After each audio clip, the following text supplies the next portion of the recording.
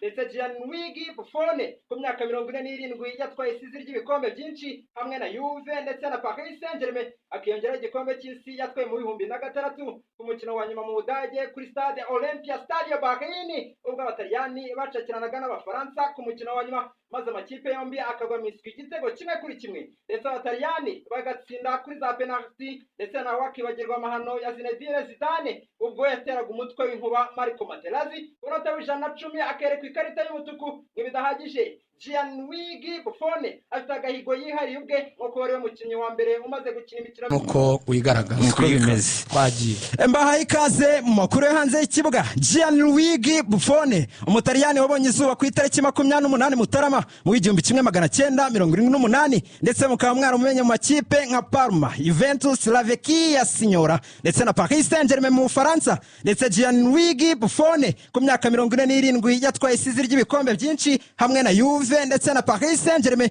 akiyongera igikombe cy'isi yatwaye mu 2006 ku mukino wa nyuma mu Budage kuri stade Olympia Stadio Berlin, ubwo abataliyani bacakiranaga n'abafaransa ku mukino wa nyuma, maze amakipe yombi akagwa miswi igitego 1-1, ndetse abataliyani bagatsinda kuri za penalty, ndetse nawe akibagirwa amahano ya Zinedine Zidane ubwo yateraga umutwe w'inkuba Marco Materazzi.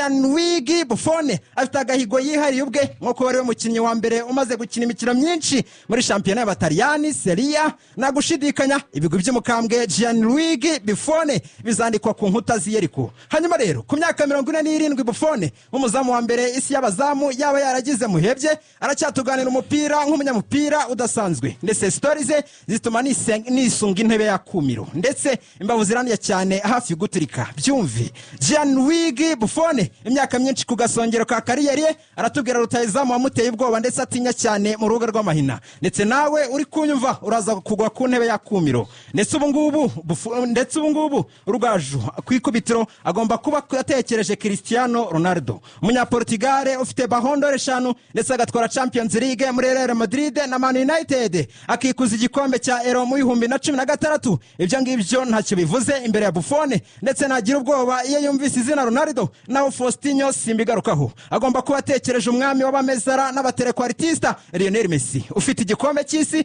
Ronaldo atagira, ndetse akagira Ballon d'Or 8 mwisinzima abanyamupira. Ibyo nibikanga Buffon, ndetse naterwa ubwoba na Zlatan Ibrahimovic, kabone nubwo Zlatan akeza Buffon muri 11 beza basangiye urwambariro ubwo bahuraga muri Juventus La Vecchia Signora muri 2004 imbere y'amahano ya Calciopoli. Iyo siruswa kuri Buffon, ndetse nakeza Zlatan nka rutayizamu wamuteye ubwoba mu rugo rw'amahina. Murakicaye ku ntebe ya kumiro se muhame hamwe muze mwiyumvire. Waba wibuka UEFA Champions League umwaka 2015 ubwo Barcelona yahuraga na Juve ku mukino wa nyuma wa Champions League, amasari yose kuri stade Olympia Stadion ku munota wa 4 Ivan Rakitic aterekamo igitego, Alvaro Morata aterekamo ikindi hafi yo kwishyura. Iminota ibaye mikeya gusa mfite YouTube channel yitwa Egen Sport News, abanyarwanda bari kunyumva. Reka tubanze tugo congratulating abapoze humura.